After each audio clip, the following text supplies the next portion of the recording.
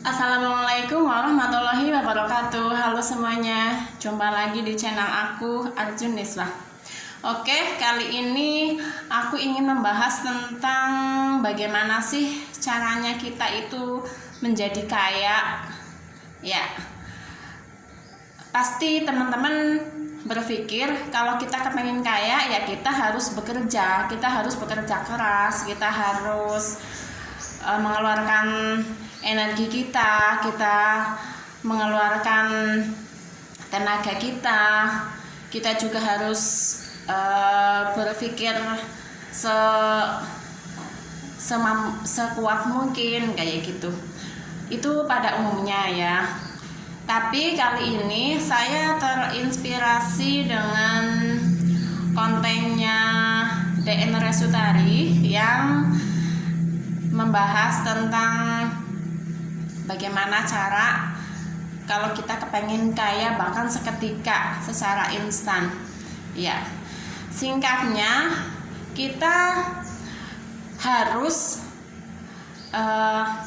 kita yang pertama itu harus merasa diri kita itu kaya.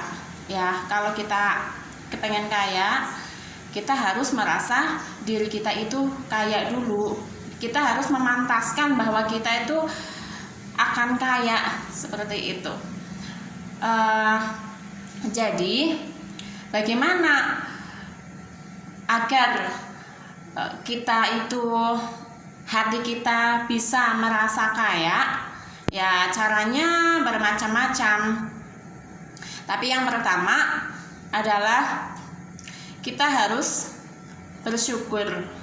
Ya, bersyukur dengan apa yang saat ini sedang kita miliki. Bukan kita menginginkan sesuatu yang belum kita miliki, tapi kita mensyukuri yang sudah ada di tubuh kita, yang sudah kita miliki saat ini. Kita memiliki kesehatan, kita memiliki keluarga yang sayang kepada kita memiliki teman-teman yang peduli sama kita memiliki tetangga yang baik, yang bisa menemani kita setiap hari. Itu sudah sepantasnya kita itu bersyukur ya. Jadi kalau kita bersyukur, otomatis kita akan merasa diri kita itu bahagia, kita itu senang, kita itu happy. Nah, yang kedua itu kita jangan mengeluh. Kalau kita mengeluh, otomatis kita mengeluarkan energi negatif kepada diri kita sendiri. Terus kita juga mengeluarkan energi negatif kepada orang lain. Kalau misalnya kita mengeluh dengan keadaan kita yang mungkin, mohon maaf, sekarang lagi gak ada keadaannya kekurangan, atau lagi gak punya duit, lagi ada masalah, lagi pokoknya lagi down kayak gitu ya. Nah, itu diusahakan kita jangan mengeluh, kita jangan menceritakan keadaan yang kita rasa tidak enak kepada orang lain. Diusahakan jangan. Ya boleh, kita mungkin kalau kita sedang merasa sedih kayak gitu kan, kalau dipendam sendiri itu kan rasanya nggak enak ya. Kita bolehlah curhat, tapi ya kita lihat dengan siapa orang yang kita ajak bicara. Ya, kita harus memilih ya, orang yang kita ajak bicara itu mampu nggak memberikan solusi yang positif kepada kita, mampu nggak memberikan nasihat yang baik kepada kita, dan juga orang yang kita ajak bicara bisa nggak maksudnya nggak menceritakan kepada orang-orang lain. Kan ada ya, kalau misalnya kita tuh lagi curhat kepada seseorang, terus orang yang kita ajak curhat ternyata di belakang menceritakan yang kita curhatin kepada orang-orang. Iya, kalau misalnya yang diceritakan itu benar sesuai dengan yang kita omongin. Kan banyak juga tuh yang dilebih-lebihin, kita ngomongnya kayak gini, dia ngomongnya sebaliknya, kayak gitu kan nggak ngenakin. Nanti malah jadi hubungan kita dengan teman kita itu nggak baik, seperti itu ya. Lalu yang ketiga, kita usahakan bahwa kita itu sedang bahagia.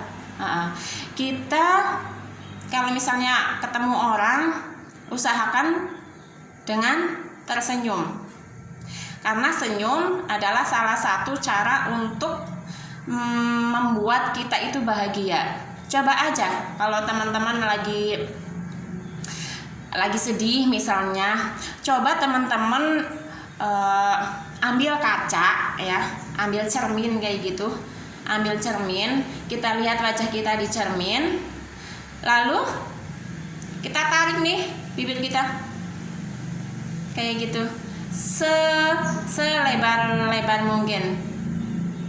Nah, terus setelah kita tarik, maka yang kita rasakan pasti di dalam hati kita ada rasa sedikit senang kayak gitu ya. Walaupun tadinya itu sedih, tapi kalau kita sudah praktek menarik bibir kita selebar mungkin, walaupun nggak senyum ya, cuma narik aja, itu sudah membuat hati kita sedikit lebih senang.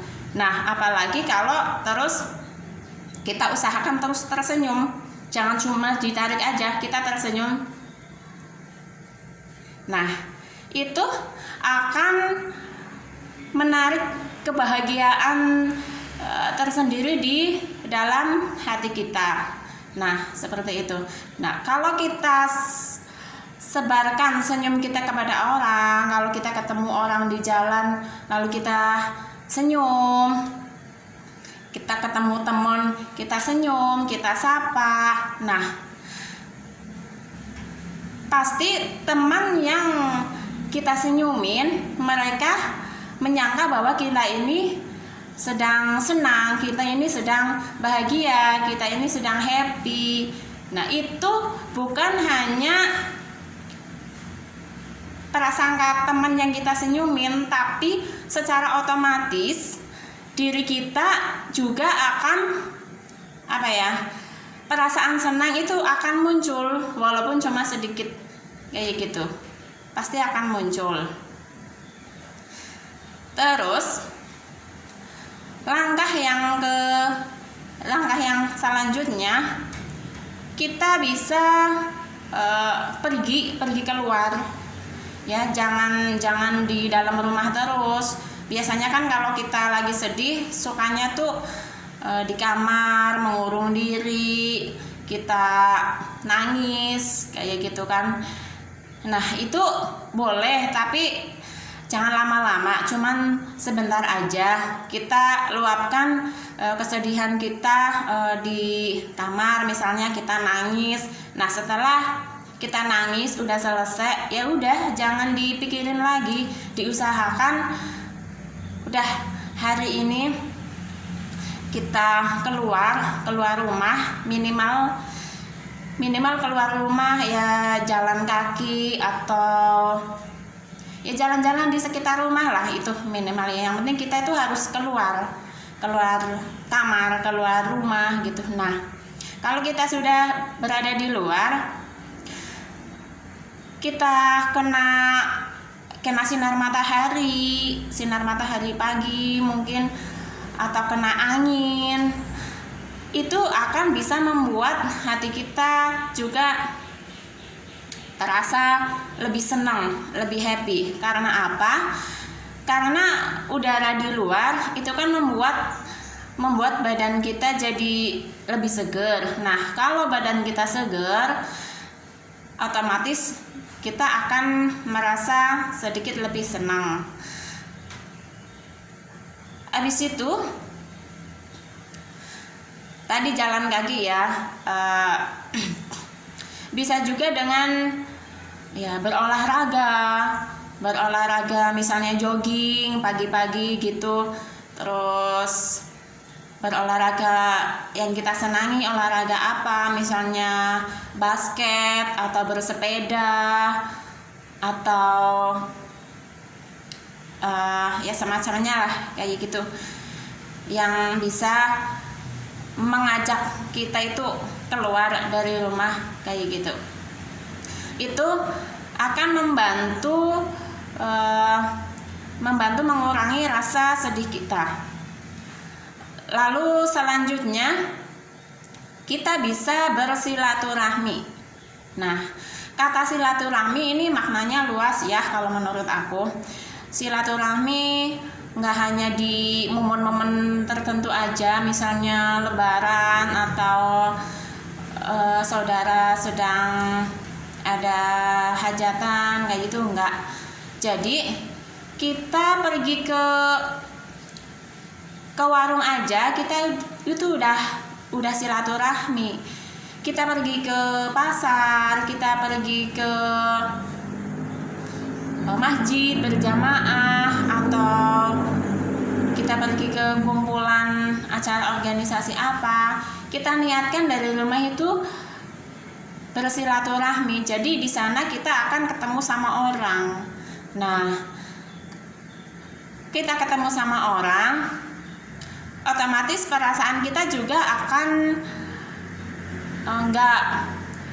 nggak memikirkan dengan apa yang saat ini sedang kita rasakan, yang mungkin tadinya sedang ada masalah, kita sedih, kita nangis, terus kita pergi silaturahim ke rumah teman misalnya. Nah, di sana ketemu teman, ketemu orang-orang, otomatis kan ada komunikasi tuh, ada komunikasi entah membahas apalah. Kalau misalnya di pasar atau supermarket ya, membahas tentang ini barang-barang, tentang jualan, tentang apa kayak gitu kan, akan mengalihkan perhatian kita dari yang kita tadi memikirkan masalah kita, jadi ngobrolin tentang bisnis misalnya, ngobrolin tentang keluarga, ngobrolin tentang informasi menarik di luar sana yang belum kita ketahui. Itu kan kita jadi apa ya? Ya jadi lupa kayak gitu, jadi lupa dengan masalah yang tadi kita sedang hadapin kayak gitu, kita itu lupa. Nah, karena mungkin saking enaknya ngobrol, nah otomatis kita tuh udah lupa banget sama masalah kita tadi. Nah, seperti itu.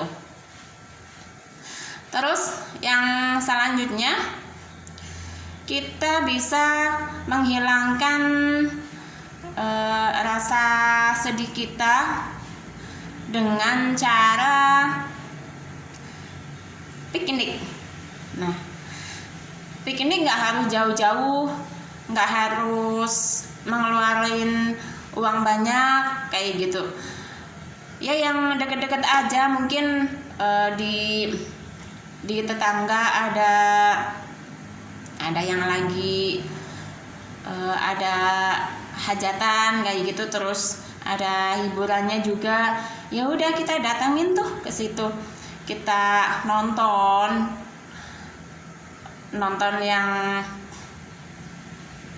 yang ada di dekat kita aja gitu, nggak usah jauh-jauh, atau pergi ke pantai misalnya, itu nanti pasti kita dengan sendirinya akan merasa bahagia. Kalau kita bahagia, itu pikiran kita pasti akan jernih buat mikir, buat mendapatin informasi, buat dapetin ide, itu jadi gampang. Nah, kalau kita sudah gampang mendapatkan ide, kita